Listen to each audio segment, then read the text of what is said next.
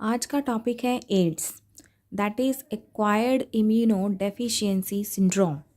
It is caused by human immunodeficiency virus. ठीक है, HIV एक तरह का कैसा है, रिट्रो वायरस है which is first reported in 1981। तो इसमें हमें थोड़े से स्टेप्स बताने होंगे, थोड़ा ट्रांसमिशन बताना है। ठीक है, तो ट्रांसमिशन ऑफ HIV कैसे ट्रांसफ़र हो सकता है, किसी इन्फेक्टेड पर्सन से सेक्शुअल कॉन्टैक्ट से, ट्रांसफ्यूजन ऑफ कंटेमिनेटेड ब्लड और ब्लड प्रोडक्ट से, sharing infected needles and from infected mother to child through placenta. तो इसके डिफरेंट सिम्टम्स क्या हो सकते हैं, swollen lymph nodes, fever, night sweats, loss of body weight and infection by pathogen. ठीक है, इसके लिए डायग्नोसिस के लिए एक टेस्ट है that is known as ELISA enzyme linked immunosorbent assay. Treatment कैसे कर सकते हैं इसकी, anti retroviral that is only partially effective, they can only prolong the life of patient and can not prevent death.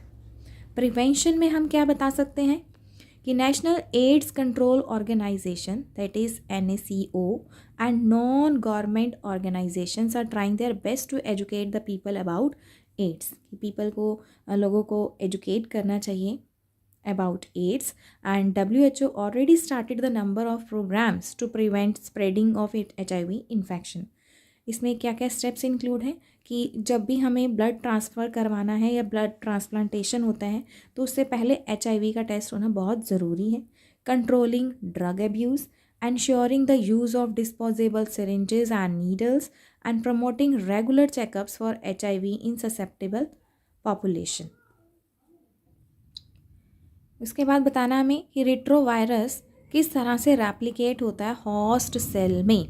It's very very important part.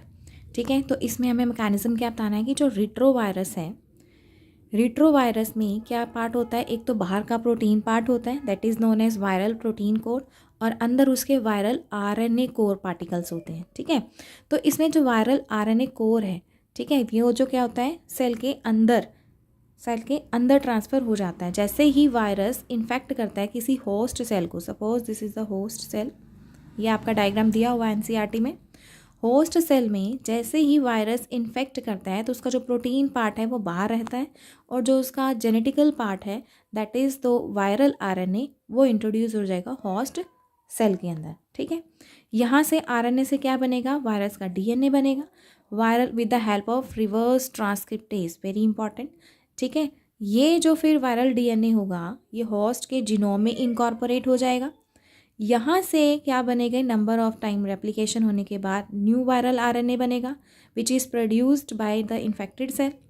ये new viruses जो होंगे फिर आगे कोर प्रोटीन पार्टिकल बना लेंगे, number of viral proteins code बन जाएगा इसका। फिर उसके बाद ये होस्ट सेल जो होगी वो बस्ट हो जाएगी और इसके बाद ये नेबरिंग सेल्स को इन्फेक्ट करना शुरू कर देते हैं।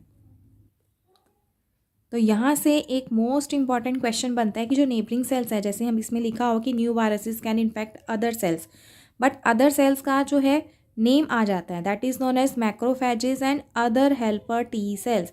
मैक्रोफेजेस को हम HIV फैक्ट्री भी बोलते हैं which having CD4 receptor. Very very very important कि HIV फैक्ट्री हम किसको बोलते हैं, that is known as macrophages.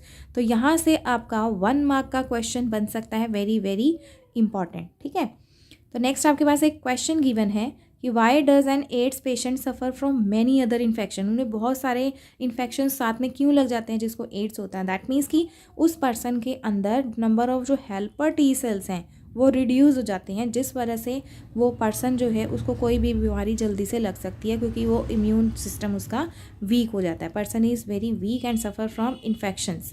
ठीक है, तो ये आपका बहुत ही इम्पॉर्टेंट टॉपिक था एग्ज़ाम पॉइंट ऑफ व्यू से। It's very very important. किसी को कोई प्रॉब्लम हो तो वो कमेंट सेक्शन में बता सकता है, अपनी क्वेरीज अपने कमेंट सेक्शन में दे सकते हैं। Thank you.